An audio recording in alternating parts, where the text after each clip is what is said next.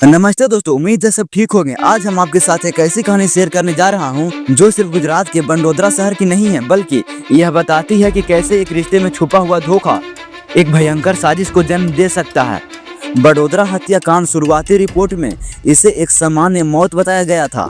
परिवार ने अंतिम संस्कार भी कर दिया था, सब खत्म। लेकिन दोस्तों, इस सामान्य मौत के पीछे छिपी थी एक ठंडी सोची समझी हत्या की साजिश। मेरा वादा है, इस वीडियो में हम पूरे केस को स्टेप बाय स्टेप समझेंगे, क्या हुआ, कैसे हुआ और 5 दिन बाद अचानक सच्चाई सामने कैसे आ गई। यह सब आपको पता चलेगा ताकि आप इससे कुछ सीख सके। कहानी शुरू होती है बड़ोदरा के तंड लज्जा इलाके से। हमारी पीड़िता है इसरात अब्दुल करीम बंजारा, जिनकी उम्र लगभग 32 साल थी। इसरात एक साधारण मेहनती व्यक्ति थे। उनकी शादी हुई थी गुलबानू बंजारा से। उनकी जिंदगी भी किसी आम परिवार की तरह चल रही थी। लेकिन दोस्तों, इस साधारण घर में एक अविश्वास का बीज पनप रहा था। खबरों के मुताबिक पिछले करीब 1 साल से गुलाबनू का तौसीफ नाम के एक शख्स के साथ, जो मुंबई का दर्जी बताया जाता है, उससे अवैध संबंध चल रहा था। इस रात को इस अफेयर की भनक लगी थी तो जाहिर है घर में झगड़े होने लगेंगे। हर रिश्ता टूट सकता है, पर जब बात झगड़े और टकराव की हद पार की जाती है तो शैतानी साजिश शुरू होती है। 18 नवंबर 2025 की रात, यही वो रात थी जब इस पूरी साजिश को अंजाम दिया गया। हत्या की प्लानिंग। खबरों के अनुसार पहले तो गुलाबनू और तौसीफ भागने का प्लान बना रहे थे, पर फिर उन्होंने इस रात को रास्ते से हटाने का खतरनाक फैसला लिया। क्राइम का तरीका सुनिए। सबसे पहले पत्नी ने अपने पति को खाने या दूध में नींद की दवा या कोई बेहोश करने वाली चीज मिला दी। जब इस रात गहरी नींद में यानी बेहोशी की हालत में चले गए, तब रात के करीब 3 बजे गुलबानू ने अपने प्रेमी तौसीफ और उसके साथी मामा को घर के अंदर बुलाया। तीनों ने मिलकर इस रात का गला गुलबानू के ही दुपट्टे से दबाकर मार डाला। मौत हो गई दोस्तों।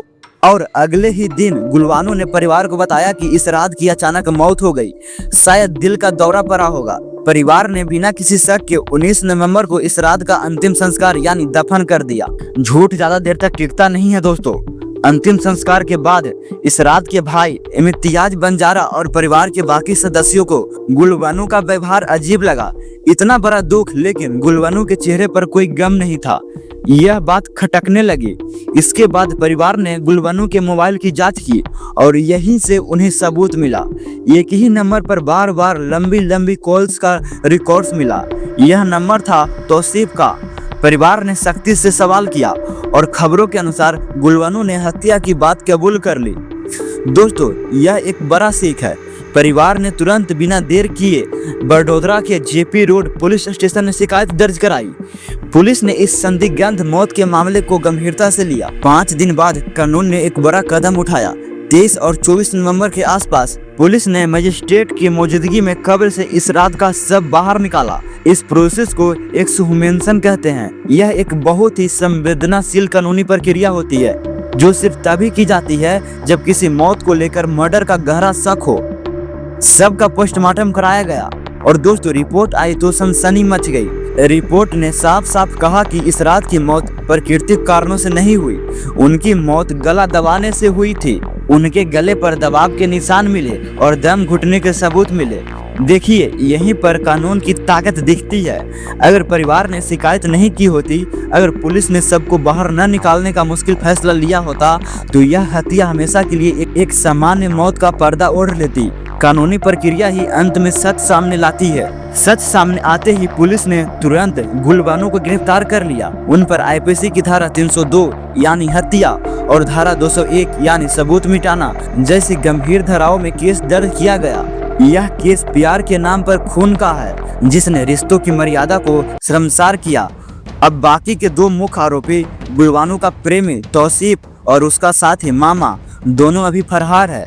डीसीपी मंजीता वर्मा के बयान के मुताबिक पुलिस ने तुरंत मुंबई में टीम भेजी है। तौसीफ का फोन भले ही स्विच ऑफ हो, लेकिन पुलिस ह्यूमन इंटेलिजेंस और दूसरे टेक्निकल तरीके से उनकी ट्रैकिंग कर रही है। पुलिस ने इस केस के लिए एक स्पेशल टीम बनाई है। हत्या में इस्तेमाल दुपट्टा, मोबाइल रिकॉर्ड्स और सीसीटीवी फुटेज जैसे सभी सबूतों को जमा किया जा रहा है।